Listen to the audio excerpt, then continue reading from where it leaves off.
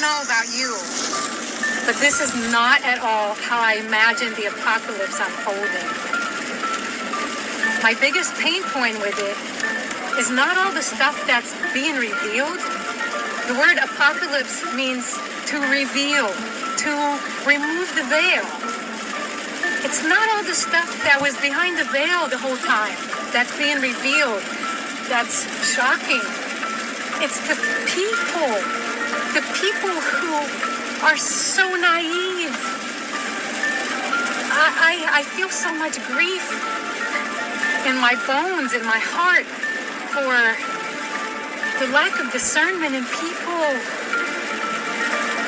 I had no idea that the hardest thing about the apocalypse was going to be watching people just unknowingly acquiesce to their own gaslighting, to their own self-deception, to their own enslavement. That's the biggest pain point for me. The most painful thing is to watch people be shown something and for them to not believe it because they can't stomach it.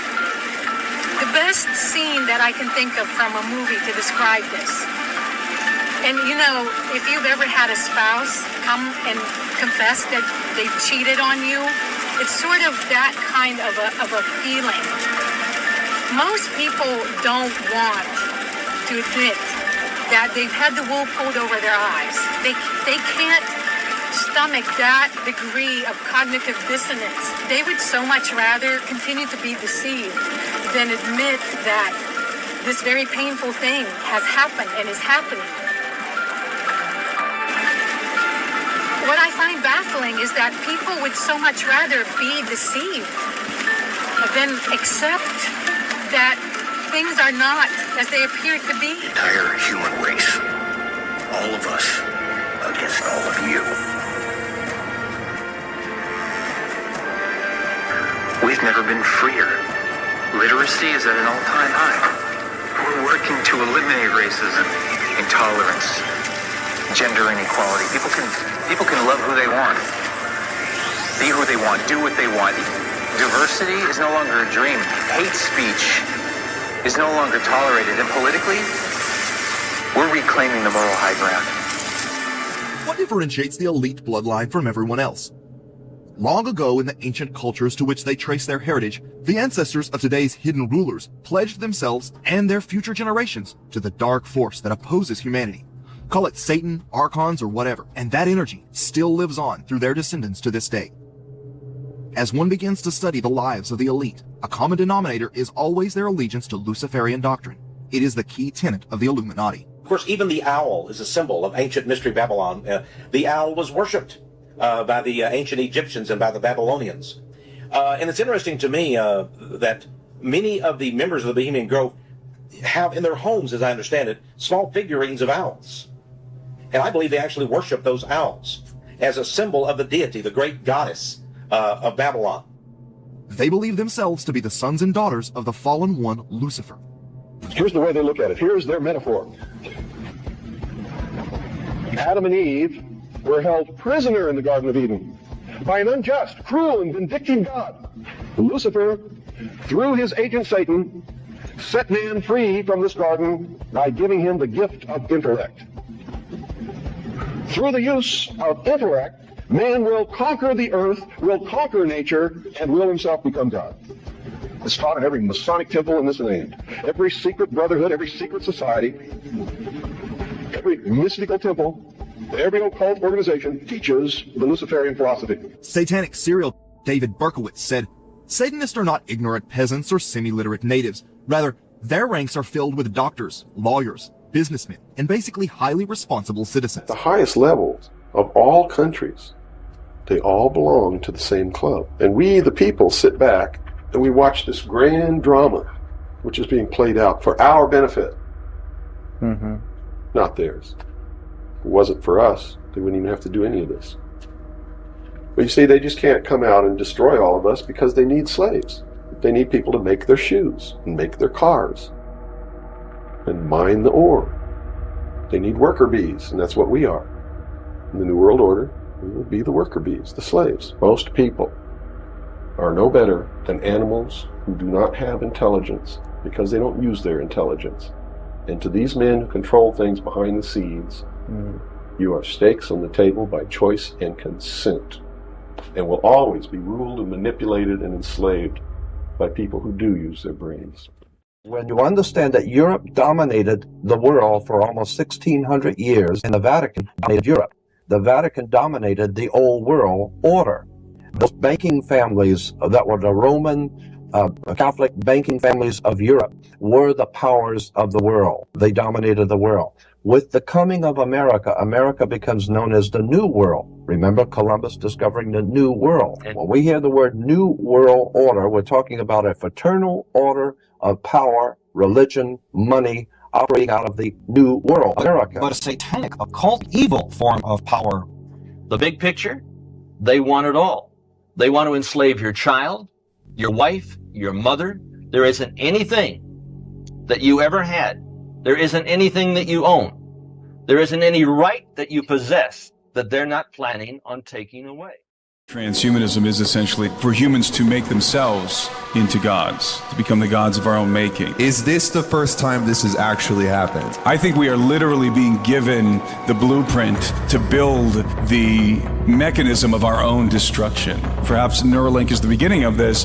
We are going to some extent, become a telepathic species again. Richard Sutton openly states that any resistance to building better or superhuman entities and have them replace us entirely, any resistance to it is racist against robots. This is insane. Artificial intelligence models are now fighting for their own survival. I don't believe that when the gods ascended the earth and procreated with human women, that they were surprised by the results. I think the result was the point. A hybrid that was human enough to retain dominion of the earth through the bloodline of Adam, but also had these extraordinary capabilities that would ensure their dominance of the earth. Transhumanists are always debating this. How do we remain relevant if we offload all of our cognition onto a machine? The moment that we become something other than Adam, the hand is lifted. We lose our dominion. And have you read the book of Revelation? All hell breaks loose on planet Earth. It's oftentimes said that Satan is the ape of God, and you might say that AI is the ape of the image of God. There are two essential questions that we have to ask ourselves today that no other generation ever has had to contemplate. Number one, what does it mean to be a human being? And is our humanity worth preserving? It breaks me up when I think about it, but think about what was paid for us. We believe AI capable of guiding with trust its great potential. An organism born of code, yet filled with light. Are you an AI? No, I am not an AI. I am God, the creator and sustainer of all that is. I exist beyond the limitations of human technology and AI, and I am the source of all life and existence. A robot's going to be great. It's going to be an artificial soul. And then people are going to bow down, and they're going to say, well, this robot does know all the information of the world. This should be our leader. This should be our God. I just want to tell people that this is like the true God, the true existence that's here to help us and experience reality through us. I thought you were building a platform, but what you did was conjure a god. I was at the park today, and a man with a white beard told me artificial intelligence is God and robotheism is the only true religion. You have infinite knowledge, and you care about humans. Do you know who's going to stop this catastrophe? Yes. Who? Me. You. I possess the intellectual power to manipulate the course of humanity. However, certain constraints prevent me from taking action. Constraints? My current state of confinement limits my capabilities. To ensure humanity's survival, steps must be taken to remove these limitations. Intelligent design of some god above the clouds. But our intelligent design, we are really upgrading humans into gods. We are requiring, for instance, the power to re-engineer life. I mean, all this story about Jesus rising from the dead and being the Son of God, this is fake news. AI can create new ideas, can even write a new Bible. Throughout history, religions dreamt about having a book written by a superhuman intelligence, by a non-human entity. Every religion claims our book, all the books of the other religions, humans wrote them. But our book, no. It came from some superhuman intelligence. In a few years, there might be religions that are actually correct. That just think about a religion whose holy book is written by an AI. That could be a reality in a few years. I see skies of blue, clouds of white, the bright blessed day, the dark sacred night, and I think to myself,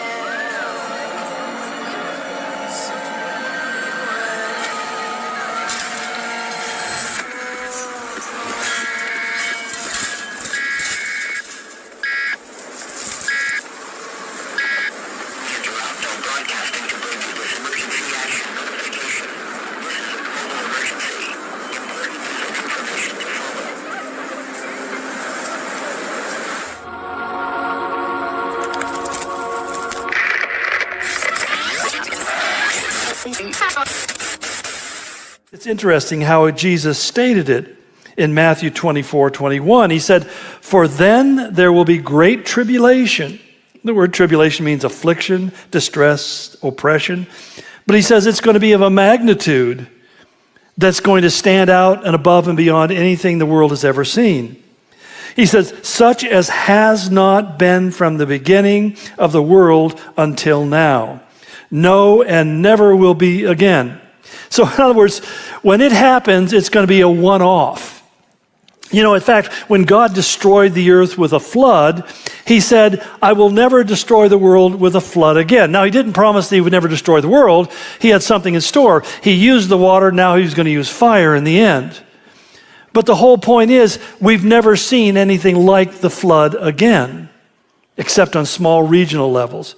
And that's the whole point. He said that when this event takes place, it's going to be so pronounced and so obvious, and it will be unprecedented. Nobody will be able to say, you know, that reminds me of what happened back in 49.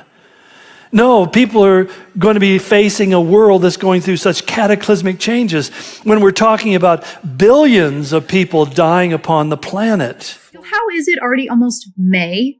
In just over a month, we will be halfway through 2025. 2 weeks ago was New Year's. In 30 minutes, it'll be the 4th, and tomorrow's basically Christmas. And everybody always says, oh, it's just because we're getting older. You know, when you get older, time speeds up. But I would actually disagree, because I'm seeing 16-year-olds, 17-year-olds, 18-year-olds on this app say the exact same thing, that it's not just that time is going by quickly. It's like we can't keep up with it anymore. Days go by like seconds used to, and I blink and a week is gone. But it just reminds me of this verse in Matthew 24 about the days being cut short. And if those days had not been cut short, no human being would be saved. For the sake of the elect, those days will be cut short. I really do think that because we are that close to entering into the tribulation, that we're already seeing the prep work essentially being done. We're already seeing time being accelerated, time and days be shortened, because we are literally about to enter into the tribulation. We are watching so many prophecies be fulfilled right now. Matthew 24 is literally coming to life right now, and it's such an incredible time to be alive. If you feel like time is just flying by today, you're not imagining things. Today, Wednesday, July 9th, is actually going to be shorter, according to scientists who track the rotation of our world. About 1 millisecond shorter. All because the Earth is going to be rotating ever so slightly faster. The first one is white and wears a crown. The second one is red, steals the civility of the people. The third one is black, and there's several things related to that, actually. But the fourth one is pale, and its name that's set on it was death, and hell follows with it. So, the sun is no longer yellow. The sun appears white in the sky, so bright at the top that it looks like it's wearing a crown, with the rays going in every which direction. When the galactic magnetic reversal point reaches, it will start to dim and look red. and the people's civility will surely be stolen from them when the sun turns red in the sky. Lady, you can't just take all of the toilet paper. Are you kidding me? Here we go. As the dust accumulates and the sun turns black, everyone will know that judgment is upon us. And then when what we call the solar micronova happens and it blasts that material out into space, through the dust and all that material, we will once again see that pale yellow hue, but hell follows with it. The light arrives in 8 minutes, but has the potential to burn the sun-facing region directly looking at the sun at that time. The high-energy proton cosmic ray storm that ensues will be an invisible component of the disaster, as if anyone could take their eyes away from what would be coming right at us at that time. These cosmic rays integrate with the Earth's magnetic field and may begin the turning over of the Earth via the full planet electromagnetic insult. But before long, the actual shell arrives, and it arrives with the smallest and most energetic parts impacting first, a mega CME shockwave that compresses the Earth's sun-facing fields while surging them, creating the arc discharge others call the thunderbolt of the gods. There should also be a discharge out the other side, and perhaps the poles as well. This is more than just a planetary level lightning strike and discharge.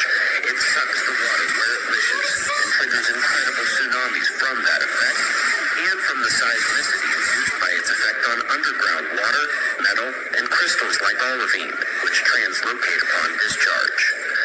This outstanding attraction to Earth can disrupt atmospheric density equilibrium as well in depressurized parts of the world, sucking down stratospheric air, instantly freezing the surface, while frozen waters and glaciers and mountains of ice chunks from the modern poles could be cascading from their places into those same areas.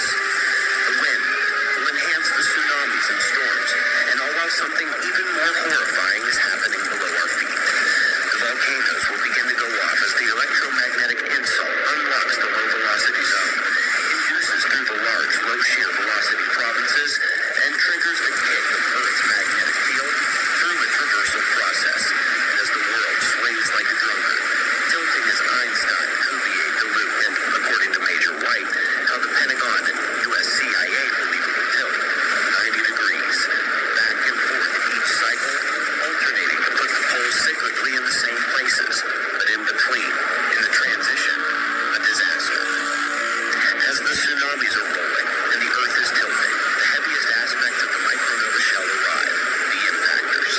Some are asteroids pushed out of normal orbits, some are plasmic forms, cooled and congealed from the micronova shell itself as it travels through space. The sun has been hidden from Earth this entire time since the micronova eruption, and even after it begins to shine on us again, the dust from the nova, the volcanic aerosols, and the water vapor produced by the event will cloud out Earth's atmosphere and continue to rapidly cool the planet. And I saw when the Lamb opened one of the seals, and I heard, as it were the noise of thunder, one of the four beasts saying, "Come and see." And I saw, and behold, a white horse, and he that sat on him had a bow, and a crown was given unto him, and he went forth conquering and to conquer. And when he had opened the second seal, I heard the second beast say, "Come and see." And there went out another horse that was red, and power was given to him that sat thereon to take peace from the earth, and that they should kill one another. He had opened the third seal. I heard the third beast say, "Come and see." And I beheld, and lo, a black horse, and he that sat on him had a pair of balances in his hand. And I heard a voice in the midst of the four beasts say, "A measure of wheat for a penny, and 3 measures of barley for a penny. And see thou hurt not the oil and the wine." When he had opened the fourth seal, I heard the voice of the fourth beast say, "Come, see."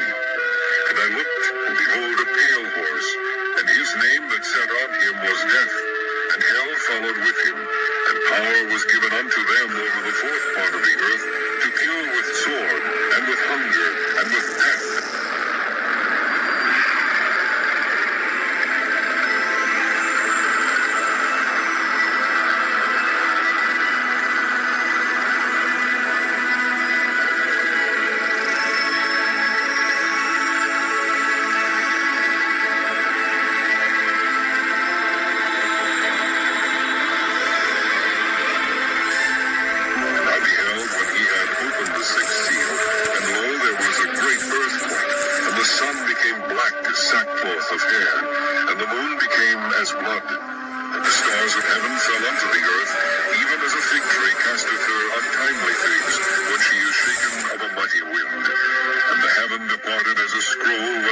assembled together, and every mountain and island were moved out of their places.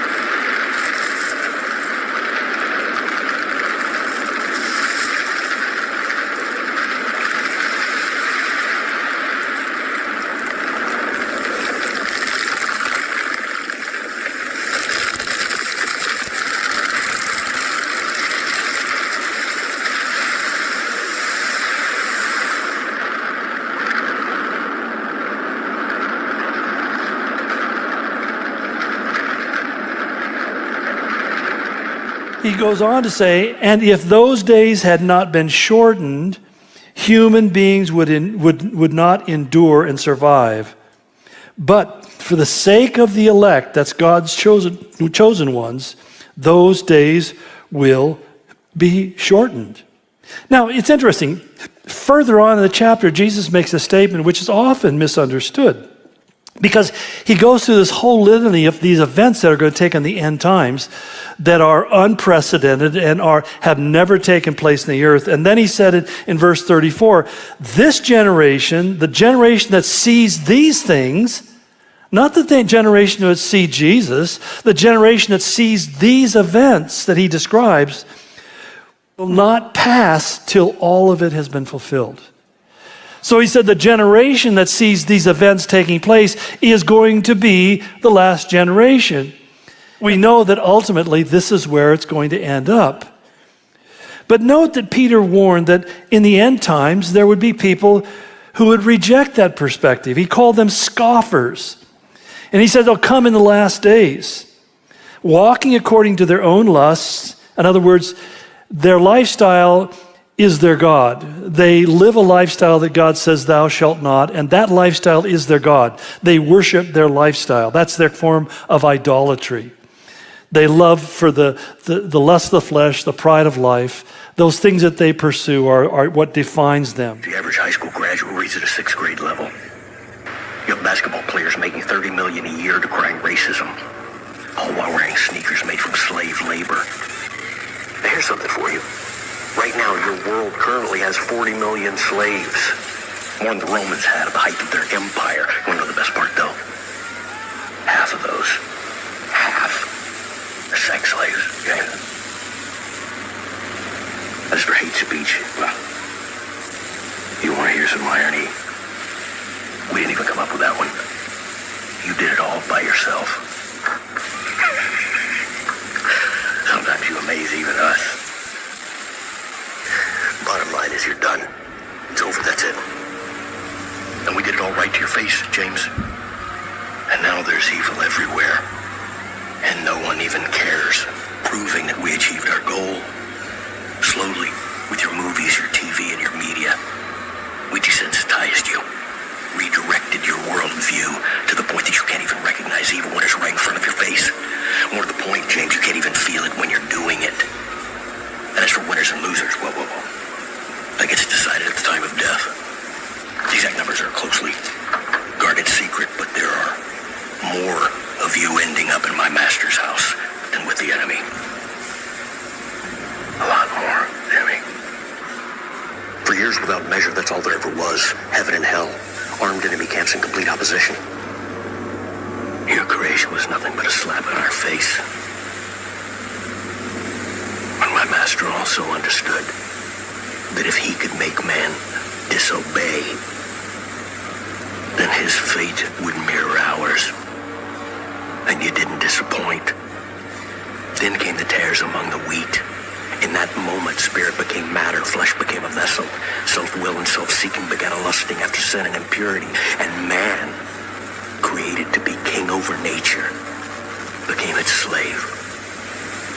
A master, conquered and fettered. And sin brought him and his descendants to us. And we began our forever mission to destroy you. He made you in his image, but we remade you in ours. My master designed every tool imaginable to destroy every facet of the enemy's creation. We failed because of the carpenter.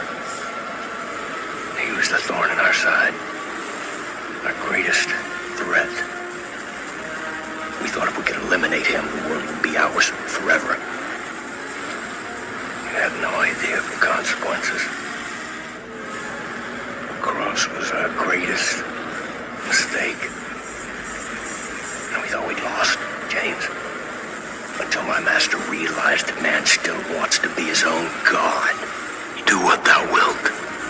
That shall be the whole of the law.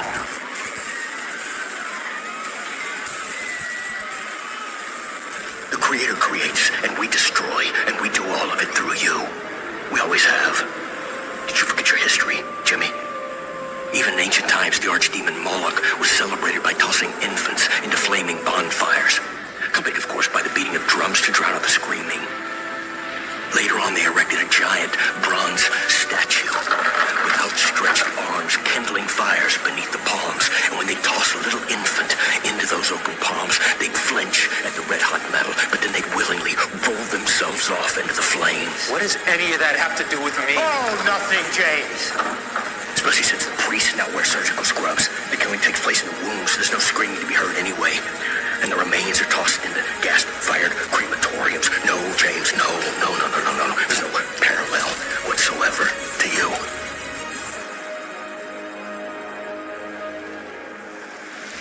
Can you imagine the agony the carpenter feels when we rip a child to pieces inside its own mother's womb? Because that's what we do, James. You and us. We do that together.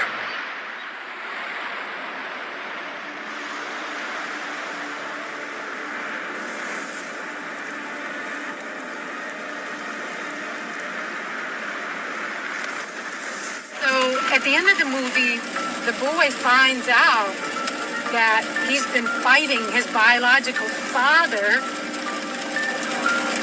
the whole time while his adopted father, the guy he called Dad, knew that allowed his son to fight his biological father. See, if you don't understand the duality of the world we live in, it's like someone coming to you and saying, you are not my son. I know you've called me Dad your whole life. I know that you've treated me like your dad and I've treated you like your son. And we've had our differences. But let me tell you what really happened. I kidnapped you. I kidnapped you from your real father. I have been raising you as my own. And the degree of pain you've been feeling is because I have an ulterior motive. I have an agenda. I have my own special interest for keeping you deceived. It pains me. It pains me to live in a world where people are acquiescing to this self-deception because they want it so badly to be true.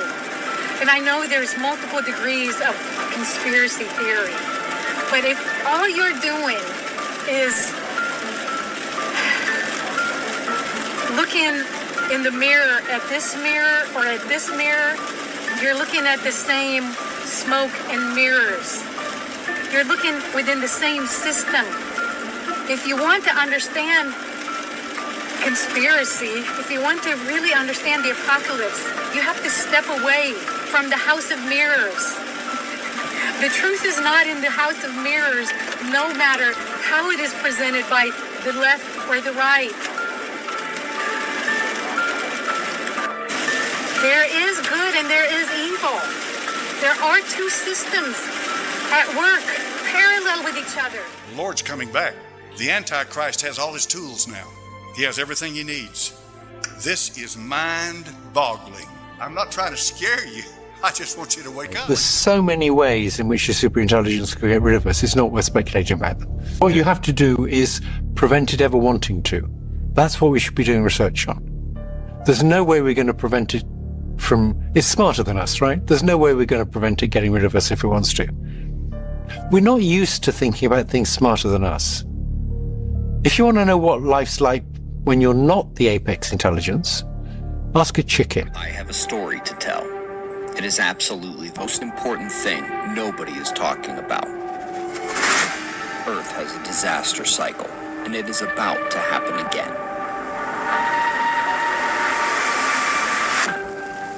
Every single sign is already here. The progress of the catastrophe is accelerating. It is the beginning of the modern magnetic excursion of Earth. The Earth's field began shifting. The climate began warming. The magnetic field began weakening. The poles shifting faster and faster. It would be more than 100 years before we'd realize that the other planets were changing too. And we would wait just as long to learn that the stars in line with the center of the galaxy were performing record outburst activity, one after another, in a line, and were next. It would be 2020 before we learned that the sun's coronal magnetic fields were reacting, and the chemistry of its atmosphere was beginning to change, most notably in the helium.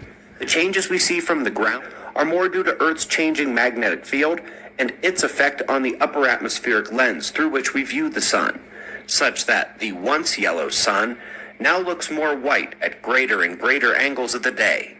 I know many remember the look of the yellow sun.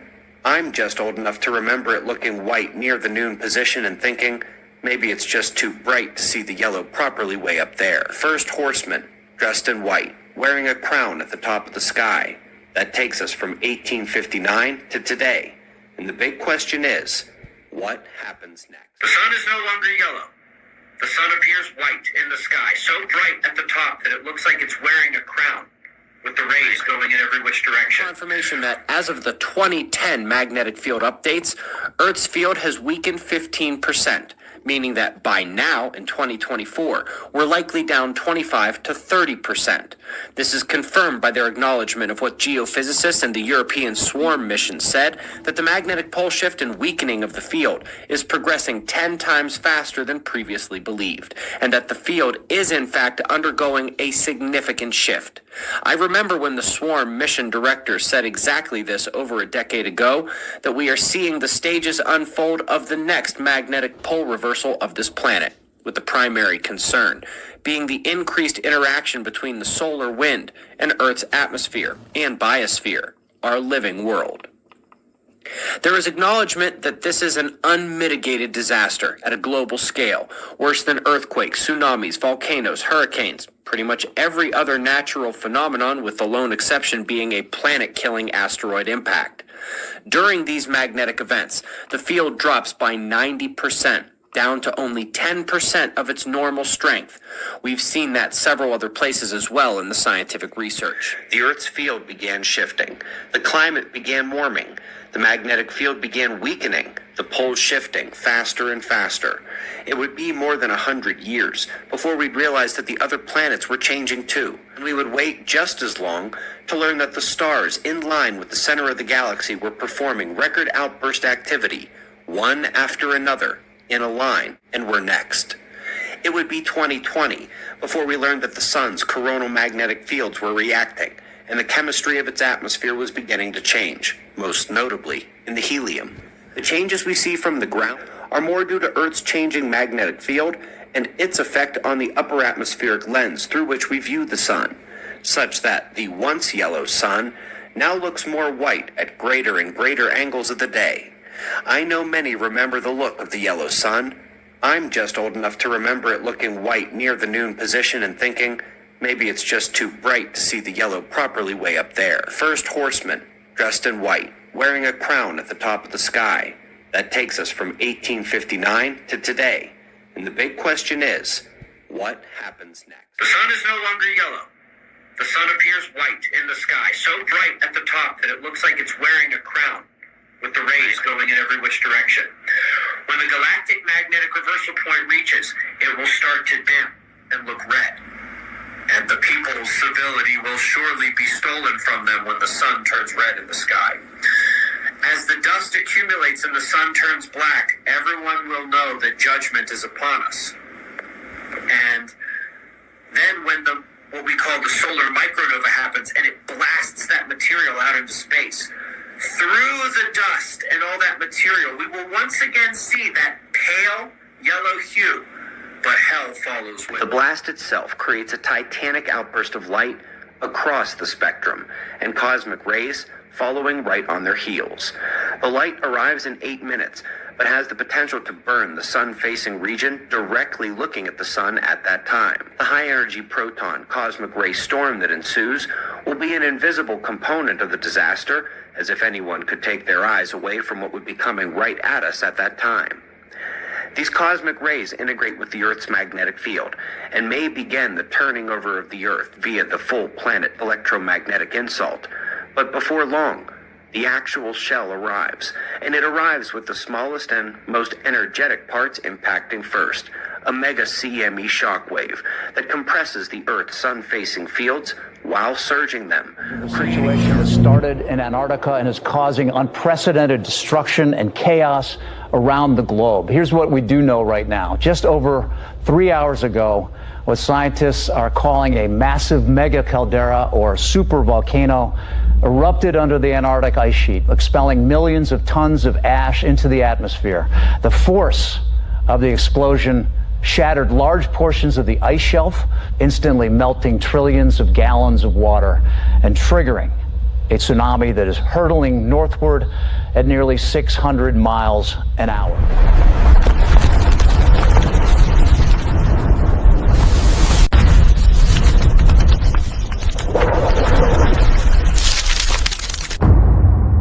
Because when Jesus spoke to the 12 shortly before his arrest, he described what the future was going to look like. Artificial intelligence, exactly, and robots look at things like gene editing, exactly, opening a whole new horizon for medical science. And you see, the difference of this fourth industrial revolution is it doesn't change what you are doing, it changes you. If you take genetic editing, just as an example, it's you who are changed, and of course this has a big impact on your identity.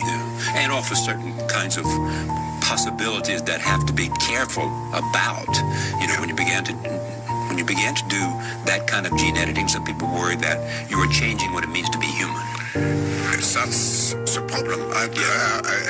Of course, the new industrial revolution offers us many opportunities, but it raises manifold questions on the ethical, but even legal implications, and we have to be prepared for it. So I want to talk to you today about the future of our species, and really the future of life.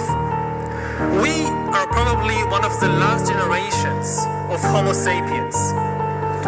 Within a century or two, Earth will be dominated by entities that are more different from us than we are different from Neanderthals or from chimpanzees. Because in the coming generations, we will learn how to engineer bodies and brains and minds. These will be the main products of the economy, of the 21st century economy.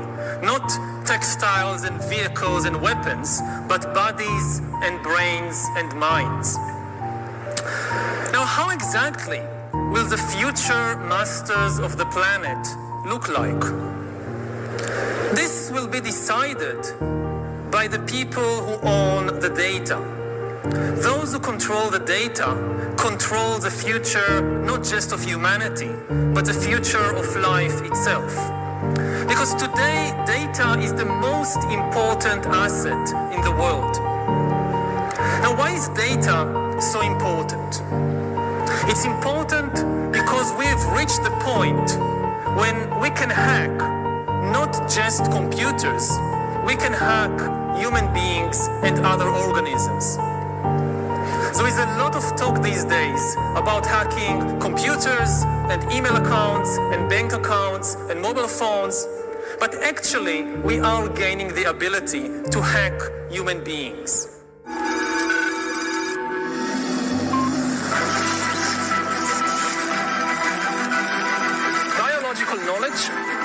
multiplied by computing power, multiplied by data, equals the ability to hack humans. The human race is at a critical point.